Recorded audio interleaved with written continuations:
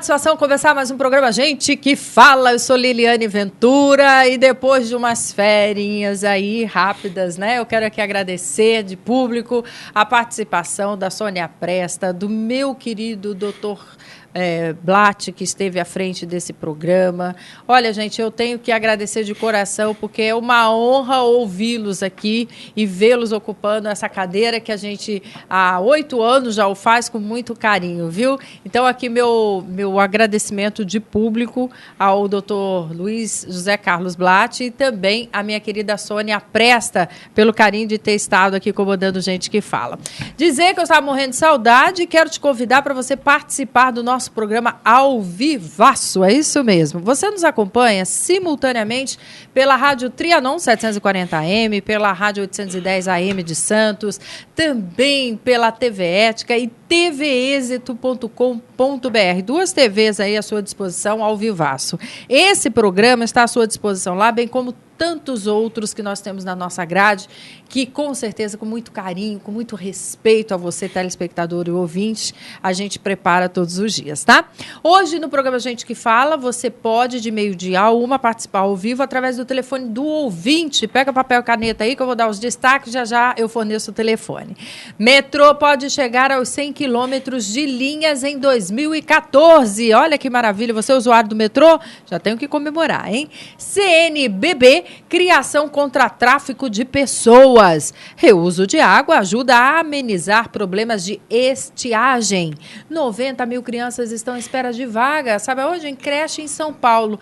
Tudo isso e muito mais na hora e vez dos nossos amigos ilustres convidados e você que participa conosco por telefone 11 5081 3782. 11, porque é São Paulo, tá? 5081-3782. Ou ainda você também participa conosco através do Instagram, Facebook, Liliane Ventura, TV Ética, estamos tudo aqui, ó, ligado com você, tá bom? Deixa eu saudar aqui a participação da coordenadora de comunicação e marketing da Secretaria dos Transportes Metropolitanos do Estado de São Paulo, Renata Veríssimo. Como vai, Renata? Bem, e você? Seja muito bem-vinda. Obrigada. Também conosco a engenheira civil Sibili Miller, ela que é diretora da Aqua Brasilis. Como vai? Muito bem, e você? Vamos tê-la aqui de novo, viu? Obrigada. O polêmico, o que é o sangue nos olhos, quando ele vem participar aqui, ele fica com sangue nos olhos. Porque tem coisa que ele concorda e ele defende com unhas e dentes. Agora, quando ele discorda, também sai de baixo, viu? O delegado de polícia, Alexandre Sampaio Zakir, que é apresentador do programa Operação de Risco e vice-presidente do Sindicato dos Delegados de Polícia do Estado de São Paulo. Alegria tê-lo aqui, tudo bem? Saudade de te ver, viu, Liliane? Agora, eu não entendi por que essa coisa sangue nos olhos, polêmico. Eu sou tão tranquilo, Liliane. Eu vou contar. Eu só tenho opinião. Os amigos da mesa vão contar os bastidores. Só isso, tá? imagina. Os bastidores, fica instigando aqui um por um, mas é uma satisfação tê-lo aqui. Obrigado, o prazer é todo meu. Ele também não é diferente, não. Quando ele tem a opinião dele é a favor ou contra, sai de baixo, tá? O gestor público Wilson Pedroso Júnior, que foi subprefeito de Vila Prudente, Sapopemba. Tudo bem, Wilson? Oi, Liliane, boa tarde aos ouvintes. Eu já reclamei com a Zenilde, uma vez eu reclamei com ela. Eu não gostava de vir com o Afanásio, porque o Afanásio não deixa ninguém falar. E o segundo que eu não gosto de vir é com o Zakir, porque ele briga comigo. Eu não sei o que é comigo que ele briga. Então eu não sei o que. Eu acho que a Zenilde está querendo pegar no meu pé, não é possível, eu viu? acho que ela hoje estrategicamente fez tudo direitinho. Botou você numa extremidade e ele em outra. Mas peraí, deixa eu só falar uma coisa. Eu brigo com isso, mas eu gosto de vir aqui quando ele tá. Eu aprendo muito com ele. Nossa, se ele não gosta de vir comigo, eu tô triste agora. Vamos mudar essa opinião dele. Você viu que ele é triste? Você viu que ele é danado? Mas vamos lá, vamos que vamos, viu, gente? Olha, eu começo com boa notícia. O metrô pode chegar aos 100 quilômetros de linhas em 2014. Pois é, o governo do estado promete entregar várias estações de trem e metrô ainda este ano, principalmente nas linhas 4 amarela, 5 lilás e 15 prata. Com isso, as linhas devem superar os 100 quilômetros de extensão. Segundo a Secretaria de Transportes, nos próximos 7 anos, o metrô terá aí uma mudança completa no cenário, chegando a 175 quilômetros de extensão em 2020. Renata Veríssimo, que está aqui conosco, a gente pode já comemorar essa notícia? Pode comemorar. Muito prazer estar aqui com você, é um prazer mesmo pelo convite. A gente pode comemorar sim, mas a gente pode comemorar mais porque a gente não tem que pensar só no metrô. A gente tem que pensar no sistema metro ferroviário e aí esses números aumentam significativamente. Além disso, a Secretaria tem todas as 4 regiões metropolitanas que a MTU toma conta com muito carinho também, que são 106 municípios. O metrô hoje constrói um outro metrô. Hoje o metrô tem 74 quilômetros construídos e, neste momento, está em construção ou já licitado mais 73 quilômetros. Então, até o final deste ano, serão mais de 100 quilômetros ou em construção ou licitados, contratados. Então, acho que isso é uma excelente notícia, considerando que isso é muito difícil de ser feito. O metrô não se constrói em um mês nem um ano. Em média, quanto tempo se leva desde a licitação, desapropriação? Porque a gente quer tudo por baixo da terra, mas para que aconteça embaixo da terra, muita coisa acontece em cima dela, que é a desapropriação, enfim, tudo que de obra que vocês acompanham. Em média, quanto tempo leva? Em média, são 4 anos. 4 anos. Considerando ele subterrâneo. Quando você pensa no modal, no monotrilho, isso vai entre 2 e 3 anos de construção. Do que tem hoje licitado ou em obra, a gente pode considerar que o que vai demorar mais tempo é a linha 6, em função das desapropriações mesmo. 6 vai abranger aonde? Qual a Ela região? pega Brasilândia e passa por umas 6, 8 universidades e vai até São Joaquim, na estação São Joaquim. É uma linha importante justamente por conta desse lado educacional e ela vai demorar em torno de 6 anos. Então, todo este apanhado de obras / licitações, eles vão demorar a conclusão deles em torno de 6 anos. Com o seu conhecimento lá, e isso é o que nos causa a impressão, mas aí você vai dizer se é ou não, você fala assim, média 4, 6 anos. Média 4 anos é o tempo de um governo. Isso. E que muda ou se perpetua. Isso. Historicamente, quando se perpetua, a coisa avança. Quando muda, a coisa para. É assim? Então, não necessariamente, né? Não necessariamente. Há obras que elas, por si só, elas têm encaminhamento, andamento. Não tem nem como parar. Não é? Então, independe um pouco do governo. Eu acredito nisso, pelo menos. Né? Agora, o governo do Estado de São Paulo, tendo o PSDB na sua liderança esses anos todos, só fez a coisa andar. E é isso que a gente vê quando você vê esse volume de obras que está agora. Muito bem, então, Wilson. Muito significativo. Então, é uma informação que muitas vezes sai na imprensa, comparativos do metrô de São Paulo, o metrô do México, o metrô de outros países, que nem Nova York. Infelizmente, a nossa legislação no país é muito arcaica e nos impede de avançar cada vez mais. Que nem ela falou em construção 6 anos, mas para você licitar qualquer obra, eu falando um corredor de ônibus, entre botar o edital na rua, entre fazer o projeto, botar o edital de licitação na rua, tirar as licenças ambientais, fazer as desapropriações necessárias, no mínimo, 2 anos e meio.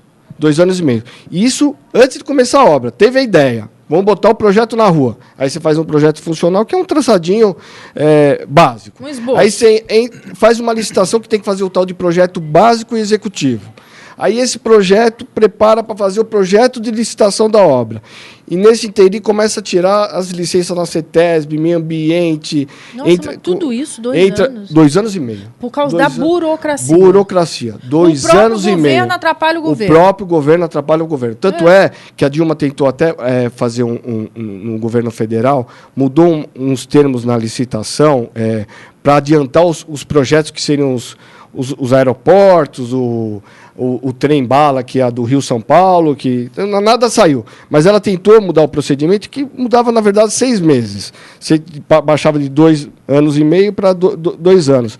Mas é uma burocracia porca, que muitas vezes nos impede de avançar. E uma coisa que fica claro quando compara, principalmente com o México, o metrô, que o México começou mais ou menos a construir metrô muito próximo a São Paulo, é que no México é tudo dinheiro do governo federal. E aqui em São Paulo, infelizmente, por conta toda essa briga política que as pessoas acabam levando para dentro do dia a dia das pessoas, nós não temos. O governo federal não pôs R$1 no metrô de São Paulo. R$1. É tudo com dinheiro ou empréstimo feito com algum banco de investimento junto ao governo do Estado ou com dinheiro próprio do governo do Estado através da Fazenda. Não tem R$1 do governo federal. Nós poderíamos avançar muito mais se tivesse mais investimento. Então, o que falta não é só vontade, é dinheiro. E parar com essa briga política, porque manda dinheiro para Brasília, o metrô não sai. Mandou para Salvador, o metrô não saiu. E onde realmente está o maior fluxo de pessoas, e é 30%, 40% do PIB do país, não tem R$1 de investimento no transporte público. Então, eu não estou de tudo errado, meu querido Alexandre Zaki, que quando eu falei que muda governo, porque todo mundo sabe que o governo estadual, que é o responsável pelo metrô, é PSDB e o governo federal é PT. Acontecem esses entraves políticos. Isso é lamentável, porque é o povo que sofre. Duas observações. A primeira, não há reparo a ser feito nas observações do Wilson. Então, não vai dizer que eu brigo com ele. Não, aliás, eu tenho que concordar em todos os aspectos. Mas essa é só a primeira pauta. Ele foi muito feliz. Ele foi muito feliz porque ele fez duas observações que são fundamentais para as pessoas entenderem qual é a realidade, né? A dinâmica de hoje do metrô de São Paulo. Porque muita gente que usa o metrô no seu dia a dia, eu uso o metrô, não todos os dias, mas eu uso constantemente o metrô. Em momentos de pico, você encontra um metrô que se supera. Ele vai muito além daquilo que ele foi planejado e daquilo que ele foi projetado. E ele atende à necessidade das pessoas. Então, o que acontece hoje em São Paulo é que o nosso sistema está muito aquém do que deveria ser, mas não por uma inércia do Estado, e sim por uma conjuntura de situações que demonstram e que, apesar de todos esses problemas, a gente vem superando e continua apresentando projetos novos e aumentando a nossa malha. O que você tem hoje? Uma legislação que é arcaica, uma legislação retrógrada, que não é atualizada e que, sendo atualizada, ela não exporia a maiores riscos de desvio de dinheiro, de recurso, se fosse atualizada. Em hipótese alguma, muito pelo contrário. Hoje, a forma com que ela é feita, a legislação para licitar, ela leva em muitas situações a uma exposição maior de risco de desvio e de corrupção.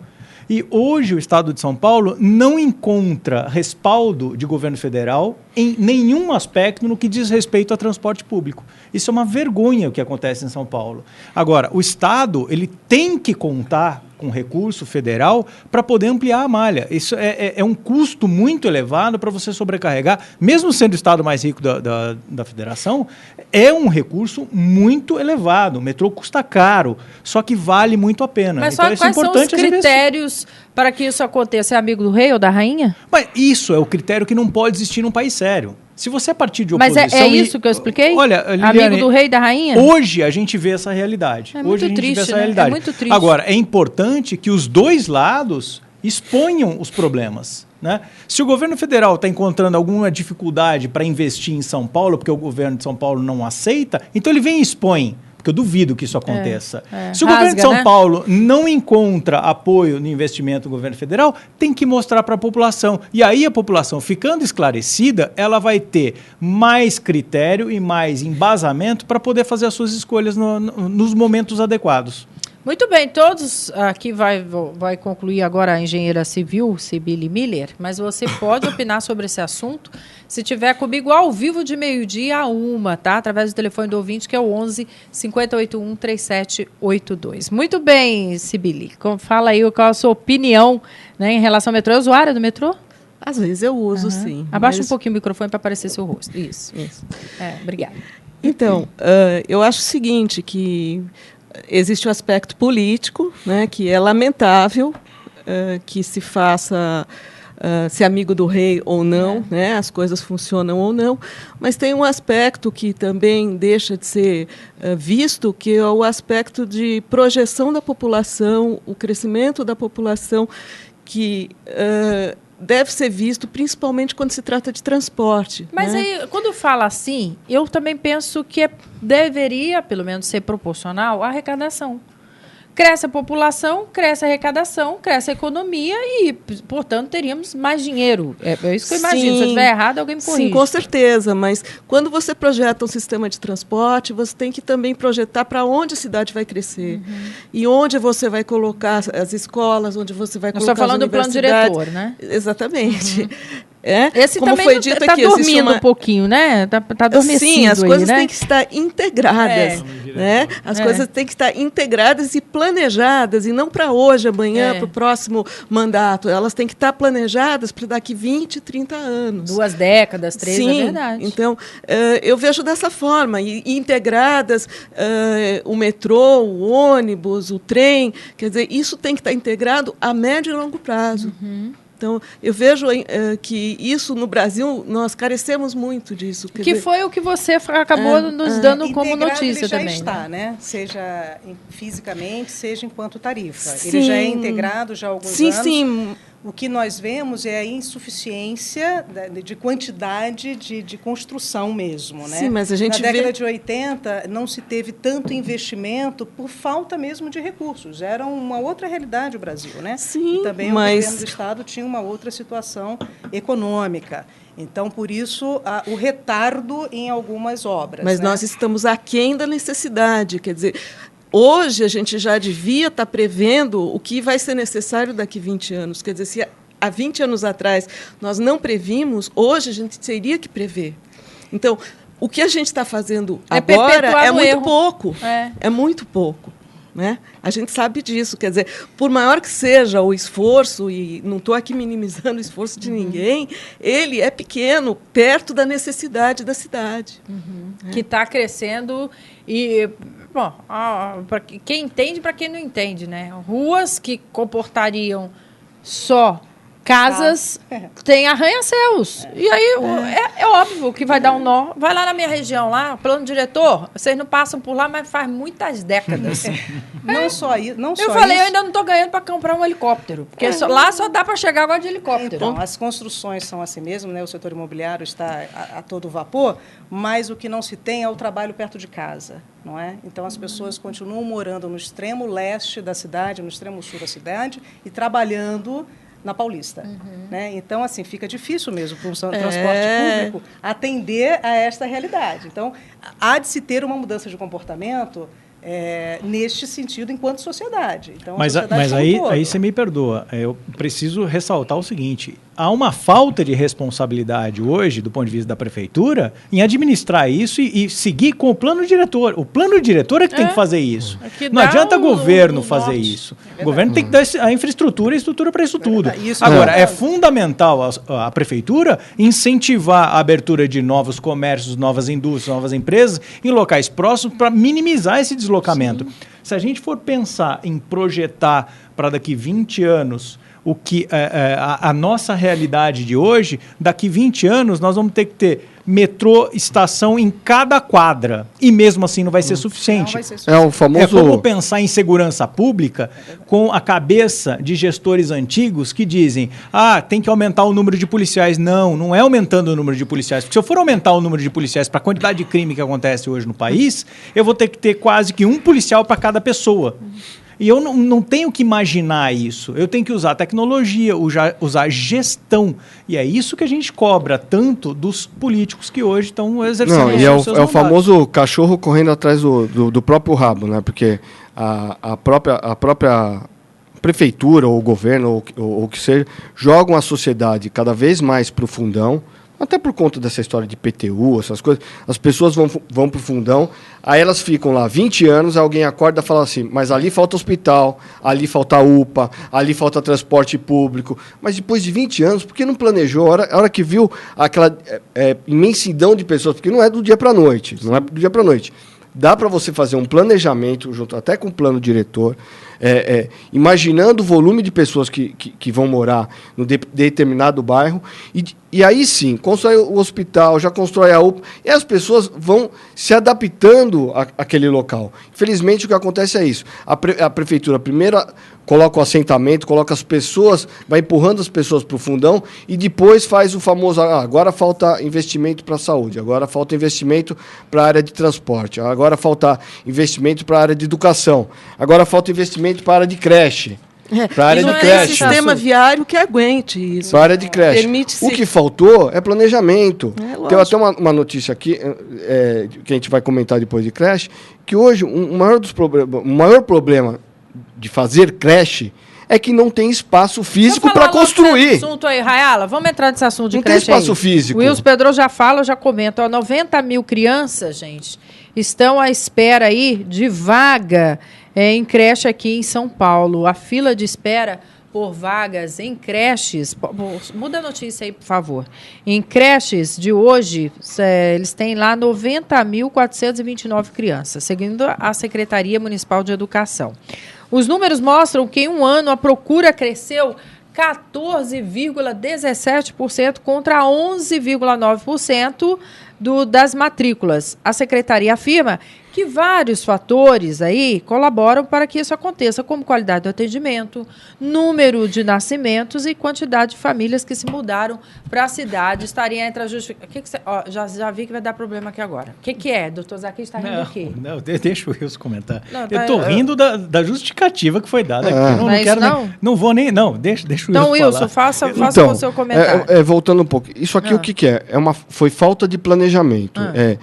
A cidade de São Paulo é uma cidade que ainda na cabeça das pessoas, eles vêm de outros locais procurando oportunidades de emprego ou de renda que eles não têm lá, principalmente no Nordeste. E as famílias que já estão aqui, bem ou não, já estão adaptadas, já têm moradia.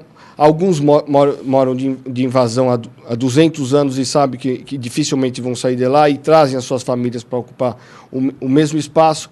E o que é isso? É falta de planejamento. Hoje, eu tenho um exemplo que quando eu fui subprefeito, uma das solicitações da Secretaria de Educação era que eu encontrasse locais para possíveis creches.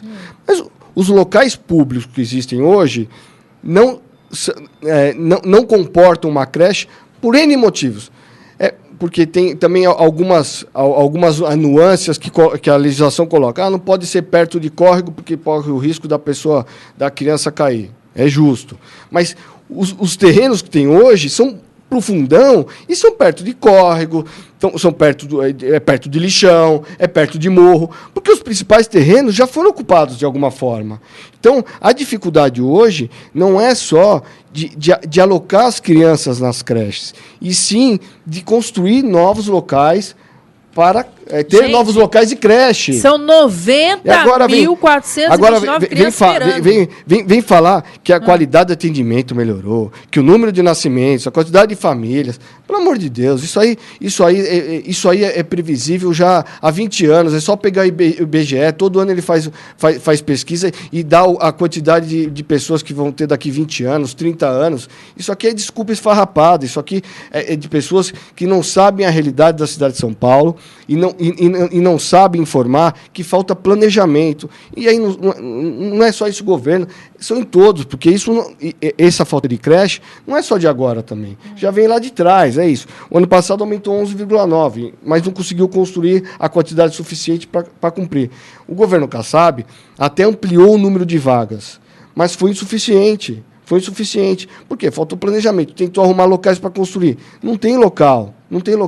Tanto é que uma das minhas sugestões, na época, era que tinha muito nos bairros, tem muito aqueles clubão, né? De bairro. O clube de bairro. E muitos são... Eles subaproveitados. Subaproveitados. Mas já é um local público. Por que não pega tem lá, na Vila Prudente tinha um que tinha dois campos de terra. Só usavam um. Sabe qual é o problema? E sábado e domingo, constrói um céu lá, constrói uma creche lá, já não é um espaço público, e aí aproveita para colocar as pessoas dentro dessas áreas de lazer gratuito. Não precisa arrumar terreno, já está o terreno lá. E aí, você não foi ouvido? Não fui nada. Acho que precisa qualificar as pessoas que vão cuidar das crianças também, né? Exatamente isso. Você sabe, Wilson, eu briguei com você no último programa. Eu duvido que hoje nós vamos brigar com você. Hoje você está mais do que investido de muita coerência em tudo que você está falando. O que nós estamos precisando é de mais gestores, como o Wilson foi. Por quê? É gestor que não é resposta de Twitter e não é resposta de pesquisa no Google. Nada contra essas duas ferramentas. São fantásticas. Agora, o gestor, o político, ele não pode tuitar a resposta e dar a resposta imediata. Ele tem que se debruçar sobre o problema, Liliane. Ele tem que pensar, ele tem que estudar o problema e dar uma resposta que vá resolver o problema e não fazer elucubração e trabalhar com um número. Dizer que cresceu 14,17% a procura de um ano para outro. Isso daqui, se eu for comparar com a taxa de natalidade que vem diminuindo aqui no Brasil, isso é uma incoerência. Se eu comparar com todos os argumentos que foram apresentados no governo federal, que nunca antes na história desse país se cresceu tanto, nunca antes na história desse país se desenvolveu tanto, nunca antes na história desse país se consumiu tanto, eu tenho o questionamento que me traz isso aqui não é dado confiável. É incongruente, uma coisa não combina com a outra. Agora, dizer que o serviço melhorou muito, por isso que teve procura, não. Teve maior procura porque as pessoas não estão conseguindo pagar as particulares. Teve maior procura, por quê? Porque não tem... E não pagam porque estão muitas vezes endividadas. Né? As pessoas estão sofrendo hoje aquela coisa do milagre econômico que foi baseado única e exclusivamente em consumo nesse país. Nós estamos encontrando agora que isso não se sustenta. É isso mesmo. Isso não se sustenta. Enquanto a gente não investir de verdade em produção, em criação, em histórias que tenham vida longa, nós não vamos construir uma nação. Nós vamos construir o quê? Governos temporários de 4, 6, 8, e aí vai. Renata, seu comentário. Então, eu vejo que, assim, cada vez mais as mulheres ficam menos em casa, por necessidade.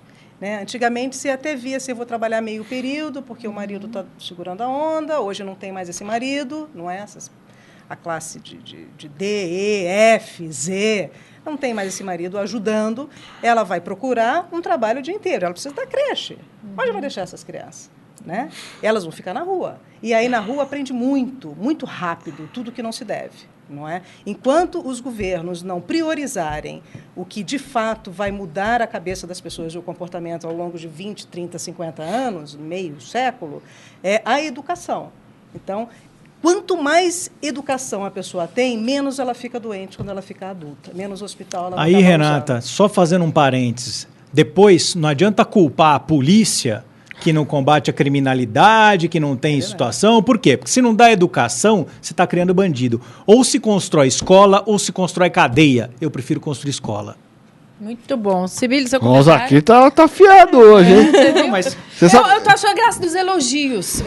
Quando vocês não brigam, vocês ficam aqui rasgando cedo o tempo todo. Calma que o programa não terminou. Bom, ainda tem pauta. Ele tá com um discurso bonito de política. Ele tá com um discurso bonito de política. Que vocês vão ver que eu vou ficar nervoso. Aí, vamos lá. Eu acho que esse problema tá dentro do problema maior, que é o problema da educação no Brasil. Né?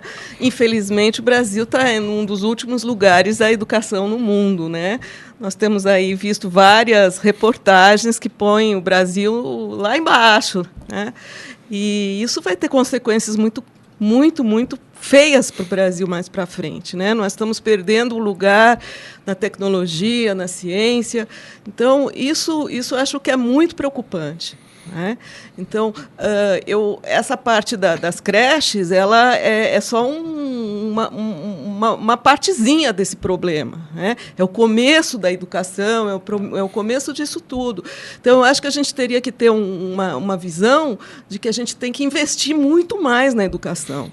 Que a educação é básico como é a saúde.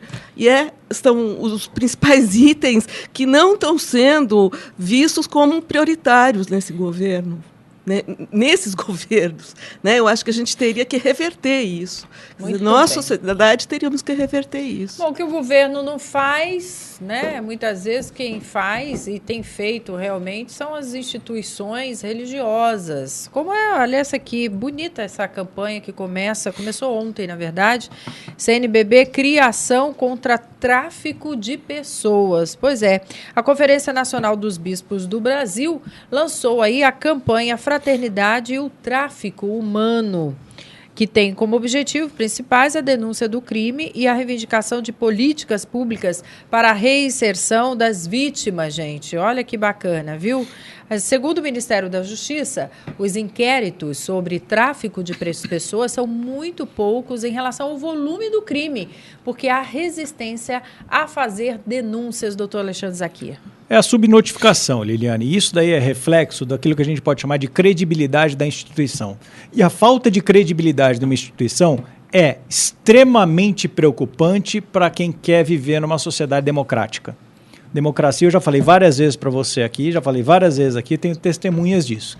Democracia é um regime que se alicerça, se fundamenta única e exclusivamente em função de instituições sólidas. Não estou falando de instituição. Não adianta nada eu ter um Ministério Público ótimo, como eu tenho aqui no Brasil, e não ter uma justiça ótima, e não ter um legislativo ótimo, e não ter um executivo ótimo, e não ter uma polícia com excelência.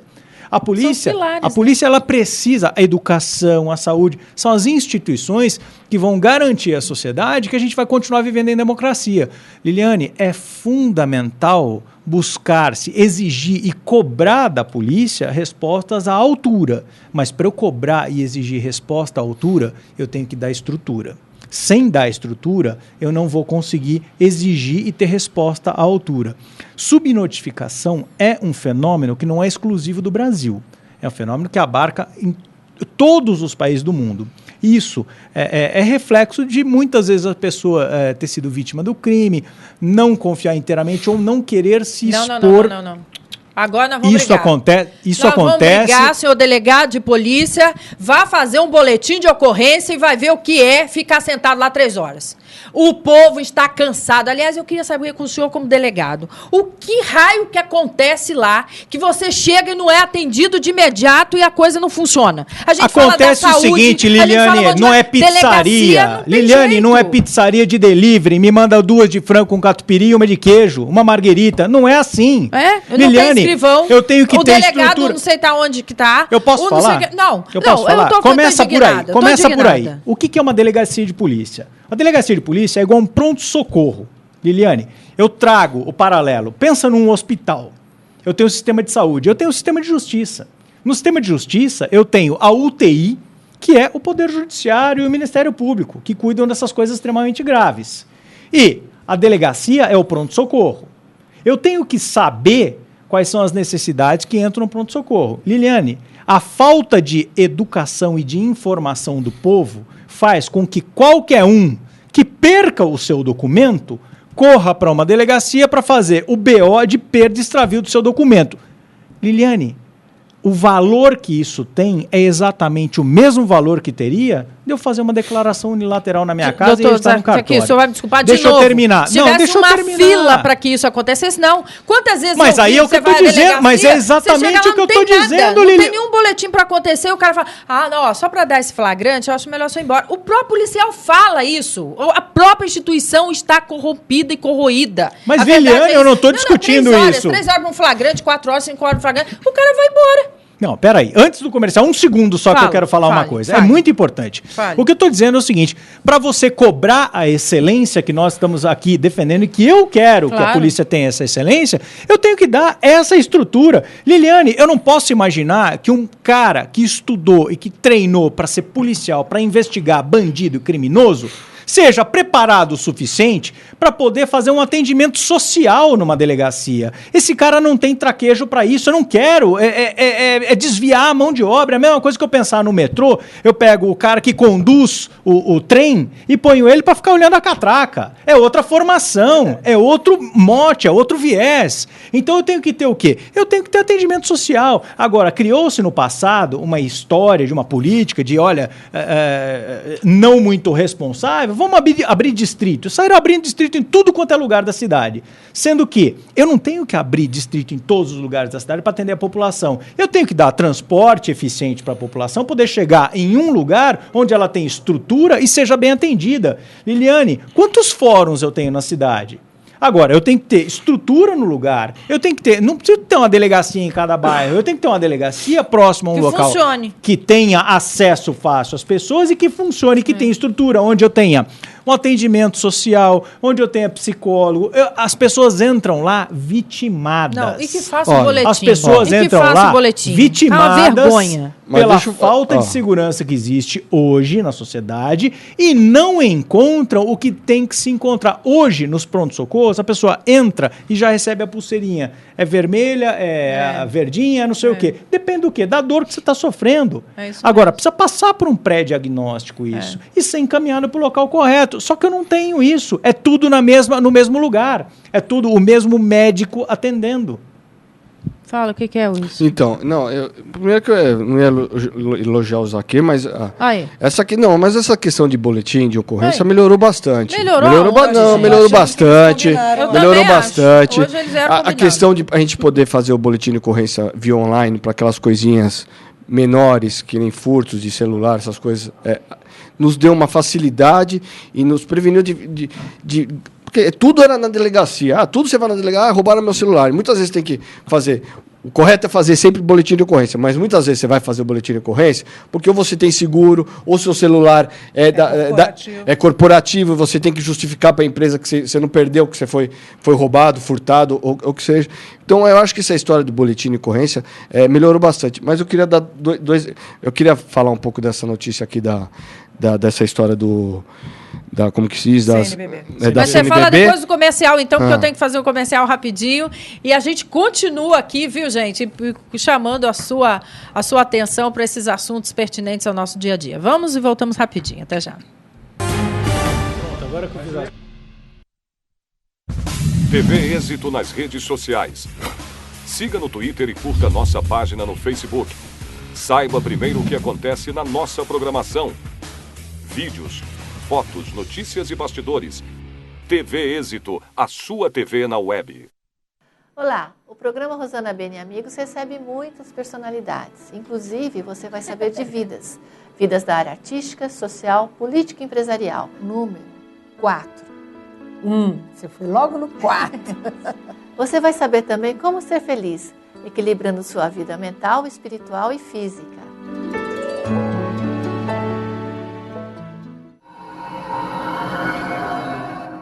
Olá, eu sou Lívia Genari, médica pediatra, e estou aqui também na TV Êxito falando sobre qualidade de vida. E lembre-se, viva com saúde!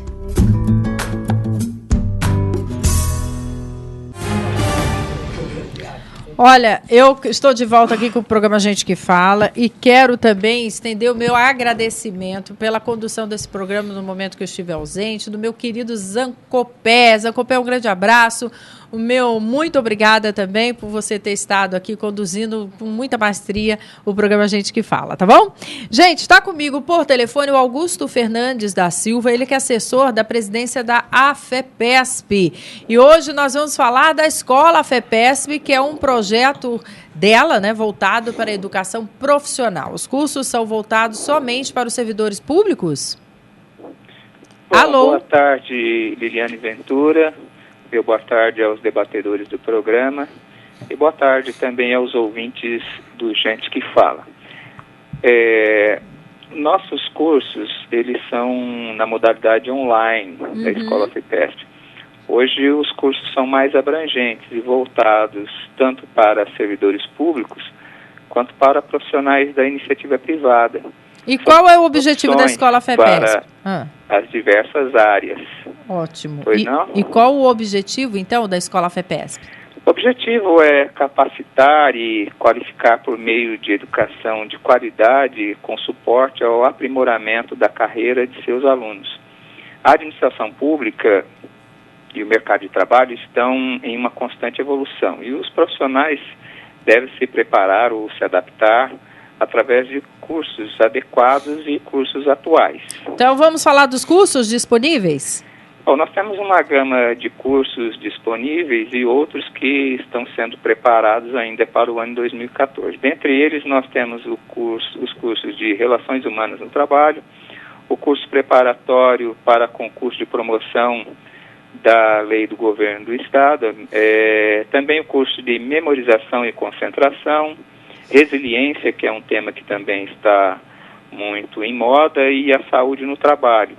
Também planejamento, organização e a realização de eventos. E também cursos avulsos de Excel, de Direito Administrativo, e também no nosso portal nós temos palestras gratuitas que servem para a orientação dos nossos alunos. Vamos falar do sistema de ensino, como funciona? Bom, o nosso sistema de ensino é através da educação à distância, com utilização de tecnologia da informação e comunicação. Os cursos dessa modalidade, eles são mais democráticos, porque ele abrange as pessoas e proporciona aos alunos a independência com relação ao local, com relação à forma de estudo, o acesso, o horário que ele deseja. E isso pode ser tanto por meio de computadores, como smartphones ou seus tablets. Muito bom. E olha, para você que estiver interessado em um desses cursos de ensino à distância, você acesse, por favor, escola.afepesp.org.br ou ainda pelo telefone 0800 7711 373. Eu quero aqui agradecer a participação do Augusto Fernandes da Silva. Um abraço. Um abraço, obrigado. Obrigado. Gente, reuso de água ajuda a amenizar problemas da estiagem. As chuvas voltaram a cair, mas ainda não o suficiente para amenizar a falta de água. Por isso, o reuso das águas torna-se cada vez mais urgente, em especial as que passam por pias, tanques e chuveiros. Entre os benefícios do reuso da chamada água cinza estão a redução também do uso de água tratada, a recuperação do lençol freático e ajuda no crescimento de plantas, entre outros. Sibili Miller, e aí? Eu comemoro agora, toda vez que chove, antes eu ficava brava. Eu falava, ai meu Deus, mais semáforos parados na cidade, que continuam, na verdade, né? Mas pensando aí na nossa represa. Não precisa chover de uma forma torrencial, né? Que chova menos, né? Que chova sempre, para encher a represa. Bem, o reuso ele permite que você substitua a água potável em finalidades em que a água potável não é necessária. Então, você consegue diminuir o consumo de água potável. Quais são as águas de reuso? Vamos dar um exemplo, pessoal. Onde você pode aproveitar as águas de reuso? E você pode usar, por exemplo, em descarga de vasos sanitários, em lavagem de pisos, em lavagem de calçada, em rega de plantas, em água de reposição de ar-condicionado, sistemas de ar-condicionado. Isso nós estaríamos falando de uma economia numa ordem de quanto? A gente já tem como dimensionar isso? Vai depender muito do empreendimento que você está falando, mas pode variar entre 30% a 50%. Até 50%? Se você, dependendo do caso, sim. E para a gente implantar esse mecanismo de reuso, é muito caro?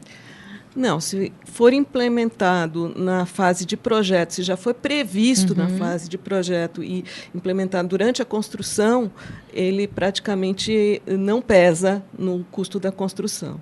E isso tem sido uma consciência das construtoras? Você tem visto isso de perto? Tem aumentado bastante a consciência ambiental das construtoras, sim. Para que os novos empreendimentos já tragam isso. Você que está querendo adquirir um novo aí, já procura saber, na ordem de 50% é muito considerável. Você tem que tomar isso como regra, inclusive na hora da compra de um imóvel, eu imagino. Sim, já existem muitos empreendimentos residenciais, comerciais, funcionando com sistemas de reuso já há alguns anos. Bacana, né? E com grande economia de água e, por consequência... A sua empresa faz o que exatamente?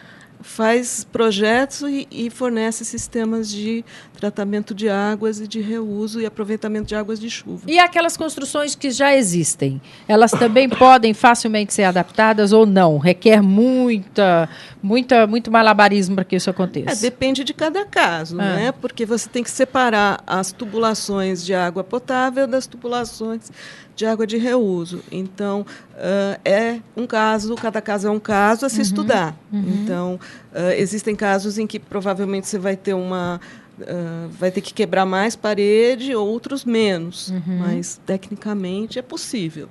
Né? Depende do retorno que você vai ter em cada caso em termos de benefício, né? Da economia. Precisa de duas caixas d'água? Uma para receber essa água, né?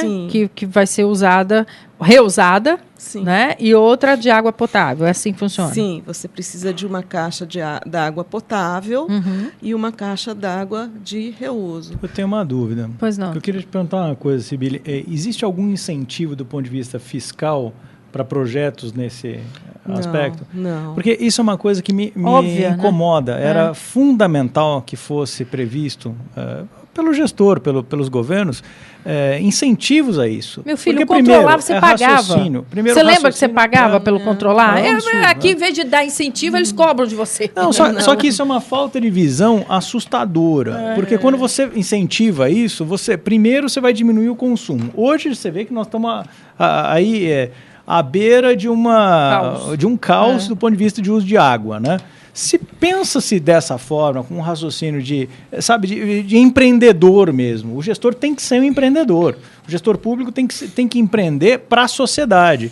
Agora, esse tipo de incentivo, acho que ele encontraria eco, porque o sujeito, querendo ou não, a preocupação com o meio ambiente, ela é uma realidade hoje. Agora, eu me preocupo com o meio ambiente, mas logo em seguida, eu ter me preocupado em pagar todas as contas da minha casa, todas as minhas obrigações como pai, como marido. Se eu tenho algum incentivo para isso, é lógico, eu consigo conciliar as coisas. O que você tem hoje, você tem a Sabesp oferecendo água de reuso para indústrias, mas isso requer que a água chegue na indústria. Então, ou você tem uma tubulação da estação de tratamento de esgoto até a indústria, ou abastecimento via caminhões, mas aí você teria que ter um certo volume para isso valer a pena, né?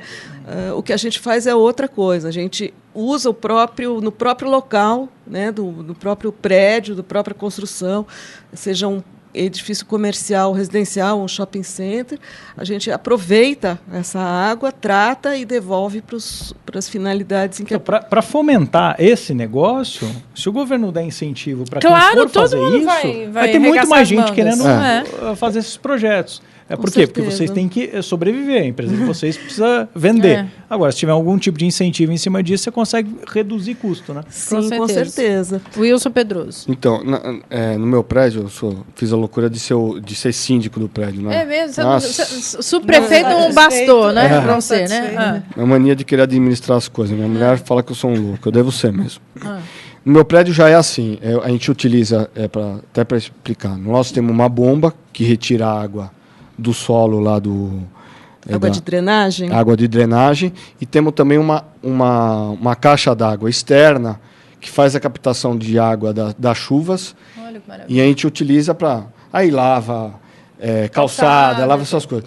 Que muitas vezes também tem até um grande equívoco, porque às vezes eu vejo reportagem das pessoas filmando o rapaz lavando calçada e tal, que é errado, a origem da água. Mas muitas vezes eles colocam como se fosse uma água potável que esse zelador ou esse empregado estivesse gastando. E não é sempre assim, que a maioria dos prédios, que no meu prédio tem 3 anos, e ele já está com esse sistema. Acredito que os novos, e a maioria dos grandes empreendimentos, os prédios novos.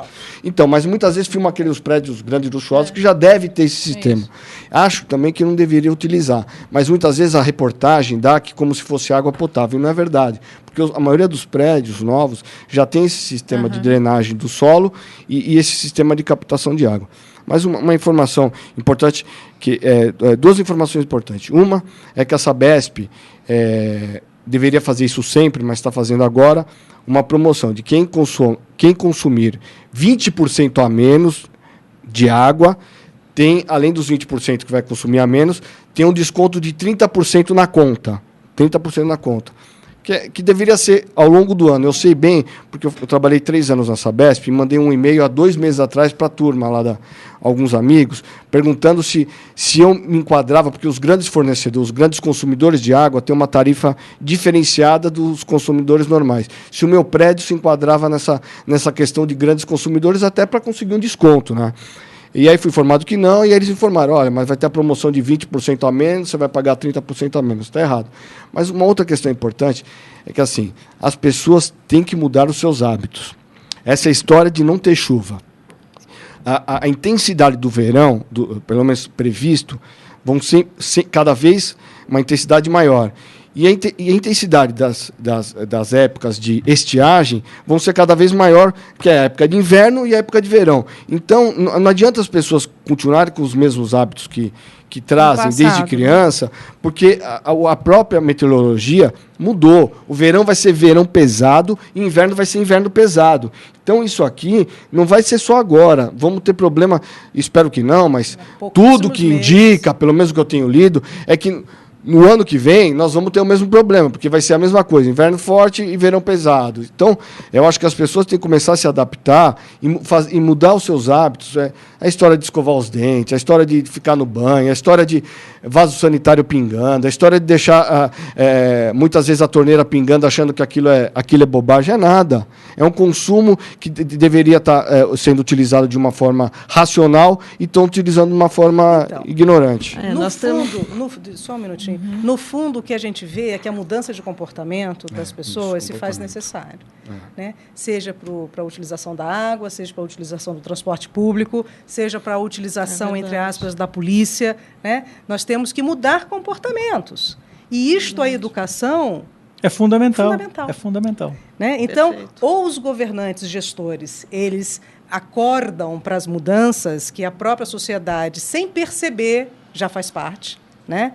Se a gente pegar as manifestações do ano passado, elas só vêm a mostrar que a sociedade, tira o lado dos black blocs e aqueles outros malucos, mas vem a mostrar que a sociedade está em mudança muito mais rápida do que 20, 30 anos atrás. É verdade. A velocidade na mudança e na conscientização é muito mais rápida. O governo federal podia mudar aquele slogan, né? O país rico é um país livre de pobreza, que para mim é um contrassenso, né? País rico, para mim, é um país educado. Olha aqui, ó, participa conosco a Abigail, obrigada aí a todos vocês, viu, da Vila Medeiros. Ela é assim, tem uns móveis aqui que não uso mais e preciso me desfazer. Eu não posso pôr na rua porque sou cidadã e não quero deixar na calçada. Aí fui até a subprefeitura, disseram que não era lá. Peguei outro endereço e fui até lá. Sabe o que fizeram? Marcaram só para 12 de abril, 2 meses e meio para retirar algo em casa. Pessoas sem educação jogam no carro e param onde é mais fácil descartar. Olha, não seria mais fácil que passasse um caminhão, ao invés de pintar em rua, deveriam ativar o serviço da prefeitura. Ela que está indignada, a Abigail. Abigail, deixa eu te dar um conselho. Tem algumas instituições... Me ajuda aí, Zenilda, que você já doou algumas coisas para lá que você me falou, que eles vão buscar, inclusive, na sua casa. Não sei se é a Paz... André Luiz, Casa André Luiz. André Luiz, tem Exército da Salvação, tem uma série de instituições de caridade que buscam isso, pedem até por Vai doações. Lá, dá um Google rapidinho, André Luiz, eles estão precisando tanto, querida. Vamos ajudar esse povo aí. E é rápido, eles pegam rápido. É, rápido. Mas, na verdade, é isso mesmo. Né? Se por um lado eles dizem para não jogar na rua, que é errado, por outro também não dão um meio para você se livrar da coisa. O Cícero de Itapevi, nesse início de século, não deveríamos incentivar e orientar o povo a permanecer no seu estado, cidade e bairro de origem? Estamos esquecendo a nossa própria casa, o nosso próprio quintal. Eu tenho ouvido muita gente aí reclamando mesmo de vontade de sair do país, sair do estado, enfim. O Mauro Melo do Guarujá, doutor Zaqui, Guarujá, que é a nossa pérola do Atlântico, está sendo considerada a cidade mais violenta do estado de São Paulo. Será que a polícia paulista e o governador sabem disso? Qual a sua opinião? Eu acho que sabe, né? Agora, a gente precisa tomar atitude, não adianta só saber. Né? A gente sabe. E o Guarujá tem uma geografia que é preocupante, onde você tem algo, não vou dizer igual, mas semelhante à do Rio de Janeiro. Então, você tem uma proximidade, uma faixa de contato muito próximo, tanto das pessoas de bem que moram em regiões de morro, que convivem diariamente com criminosos, traficantes, quanto com todo o resto da sociedade. E isso tem só uma coisa positiva, só uma, que faz com que a população reaja de forma mais intensa. E aí tem que cobrar do Estado isso. Agora, Liliane, eu não vejo outra solução para a segurança pública que não o uso de novas tecnologias. Não adianta a gente virar e falar assim, tem que pôr mais policial na rua, tem que mudar a delegacia, tem que pôr policial não sei aonde. Hoje em dia, com o volume de crimes que acontecem em São Paulo, se eu te disser que o número de crimes esclarecidos pelos policiais brasileiros chega muito próximo, principalmente pelos policiais daqui de São Paulo, chega muito próximo ao número de crimes esclarecidos pelos policiais americanos, você vai virar e vai falar para mim, então não tem solução, porque o policial daqui não é melhor, ele é igual, é um ser humano, ele não consegue trabalhar mais horas do que um policial americano. Né? O que tem de diferença é a estrutura que é dada para o policial americano trabalhar e atender a resposta aquela da sociedade. subidinha ali no Morumbi, como é que é o nome? Aquele no Morumbi, que acontece assalto todo dia, então, de manhã, só que se eu tiver tecnologia integrada... Coloca aquilo lá é uma covardia com os policiais, coloca uma patrulhinha, porque é patrulhinha mesmo, não é nem outro carro, não é patrulhinha mesmo, com 2 cidadãos. Se eu fosse policial, pelos meus filhos, eu ia fingir que não estava vendo. Porque se ali é sabido por todos, bota na linha de frente 2 policiais com gente que é menor de idade, que vai lá e que mata, que rouba, que assalta. É naquela subida lá, que eu não sei o nome. O Guarujá está o Guarujá está assim há muitos anos. Wilson, e um outro fator, muitos anos. Eu, há 8 anos atrás... Se eu colocasse câmeras né, no meio daquela avenida... Na entrada e na saída dela, não seria mais fácil? Depende, Liliane. Não é só colocar a câmera. Não é só. A Praia Grande é toda monitorada. Praia Grande é toda monitorada por câmera. Eu vou ter o quê? Um policial que sai da rua para ficar olhando câmera. Então, o que você fala de. Eu tenho que ter sistemas com inteligência sobre imagem, por exemplo. Aqueles sistemas que detecta disparo de tiro. Hoje, nos Estados Unidos, isso é disseminado. Você tem as cidades lá com tudo georreferenciado, ou seja, cada quadra eu consigo identificar por latitude e longitude aonde está. E detecta-se o disparo de arma de fogo e eu vou saber aonde foi disparado aquele arma de fogo.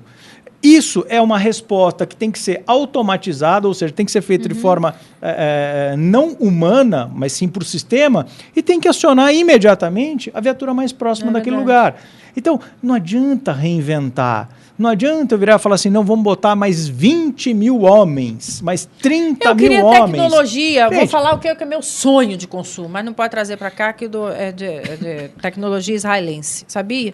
Sabe aquele carro de chamas, que a pessoa vai se aproximando para roubar de você, você fica esperando, olhando para ele rindo. Ele chega assim, você dá uma chaminha, chamuscada nele todo. Mas isso me preocupa muito, Liliane. Eu vou te dizer, que direito ele tem de me abordar? Eu não tenho de me defender? Nenhum, Liliane. Pelo amor de Deus. Liliane, deixa eu só falar uma coisa para você.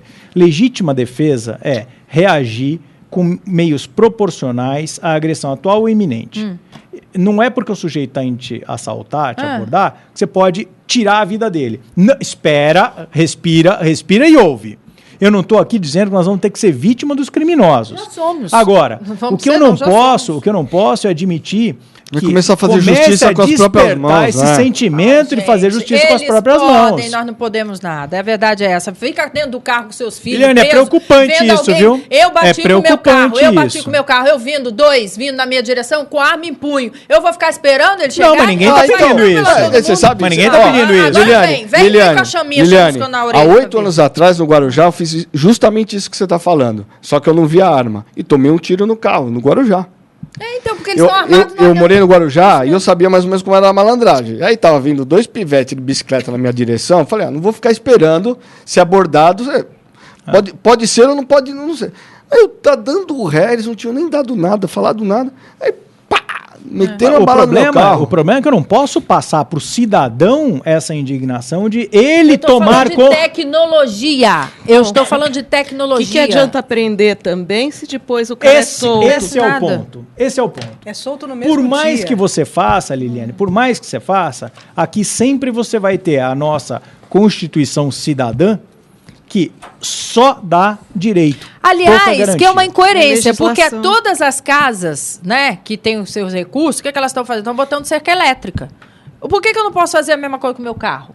Por que eu não posso ter defesa no meu carro, que é meu bem, que eu comprei, que eu venho aqui todo dia trabalhar para ter? Porque quem tem que dar essa defesa é o Estado. Eu não tenho que inverter esse raciocínio, Liliane. Eu não tenho que inverter esse raciocínio. Acabou o programa também, agora não vou ficar mais brava não, que senão eu vou passar mal. Eu adoro os aqui, adoro o Wilson Pedroso. É uma alegria receber a Cibele, que vem falar sempre do reuso da água, da importância, da boa notícia que trouxe aqui a Renata Veríssimo, né, de 100 quilômetros de metrô aí, que possamos ter uma uma cidade melhor para que possamos viver. Porque eu tô, por aqui. Eu posso só contar uma confidência antes? Rapidinho, vamos lá. O Zaquir estava me contando ali, ele vai ficar meio bravo comigo, mas ele vai ser, eu não sei se eu vou encontrar mais ele aqui nesse programa. Ele vai ser candidato. Ele é pré-candidato, ele vai ser pré-candidato, porque tem toda uma legislação, ele tem que ser aprovado pela convenção do partido, mas ele é pré-candidato a deputado estadual. Eu desejo sorte para ele. Ele é um grande nome, nós precisamos de pessoas igual ele na Assembleia Legislativa. Isso. E eu não sei se eu vou ter oportunidade de encontrar ele, porque a legislação daqui a pouco não permite ele participar dos programas. Então deixa um abraço e boa sorte para você. Obrigado, Wilson. É uma pré-candidatura, um convite foi feito pelo partido, isso não está definido ainda. Muito obrigado pelo carinho. Você não pode falar, mas a gente fala. A gente gosta e apoia o doutor Zaquir aqui, realmente, porque é uma pessoa que tem coerência no que fala e no que faz. Muito obrigada, Renata. Obrigada a você. Muito obrigada, Sibili. Eu que agradeço. Lembrando que Gente que Fala tem a direção geral do jornalista Fausto Camunha, diretor de produção Zenilda Salvato, redação Raela Brandão e Pedro Esquiavon, pauta José Carlos Cicarelli, som Cléo Rodrigues, na técnica Fernanda Cataldi, Felipe Duarte, Felipe Batista, Renato Borges, Douglas Dantas e Beni Benet. Tchau!